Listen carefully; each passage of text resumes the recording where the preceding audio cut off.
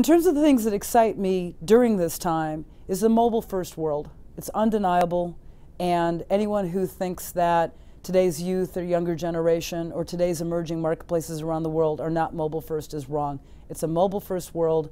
You listen to companies like BuzzFeed and Vice who talk about how they program for the mobile-first world. You look at Netflix as they program for the mobile-first world, not just mobile but tablet.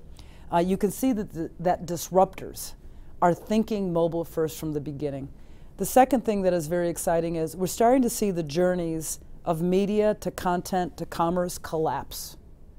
So what is a buy button? Is it content?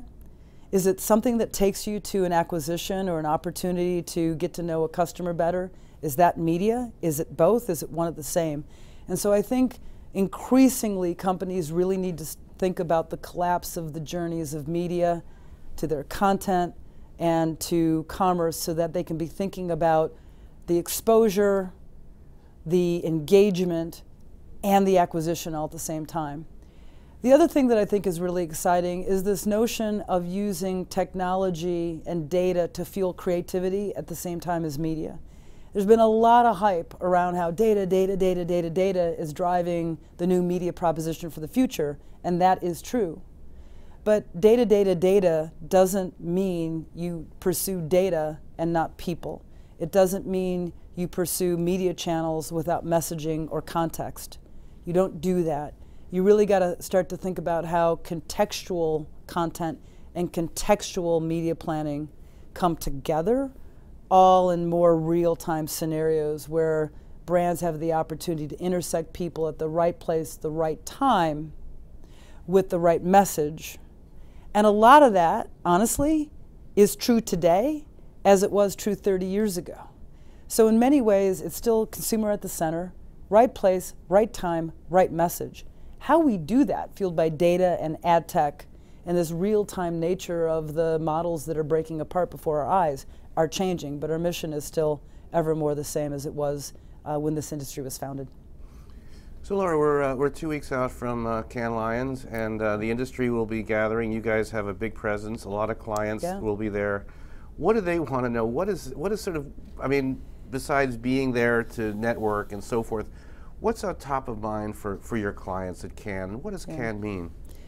So I think first Cannes means, you know, everyone who's there and really takes advantage of the palais and all the work that is displayed and all the juries judging the work. Cannes really means learning.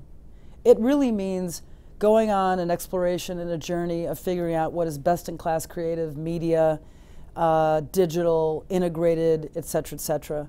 And I think, you know, the focus of the last few years has been on learning and what great work is, but the truth of the matter is it's less so as the Croisette and all of the, you know, the buildings across the Croisette have turned into a little bit more of networking meetings and meetings with digicos and publishers and media companies and clients. All of that is great, but at the center of Cannes, to make it the best experience, it has to be on learning about what is great work.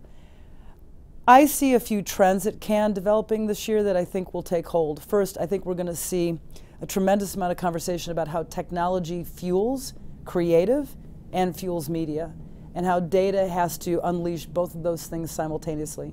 Those people who say tech can't be creative and data can't be creative and data can't drive you know, magic is wrong. It is both. It is an and world, and I think we'll continue to see that debate. The second thing that I'm really looking forward to seeing is actually kind of the unleashing of women at Cannes. The Glass Award that I think was tremendous is going to be debuted this year. I think P&G's Like a Girl will be an amazingly awarded piece of work, both on the creative as well as the media side. And I think we'll see other great examples of women taking the forefront at Cannes. And honestly, when you look at the number of women on juries and you look at the number of women who are awarded Cannes each year, that's less than it should be. And so I'm really hoping that we're going to see some tremendous women up on stage and getting awards and celebrating great work like P&G's Like a Girl.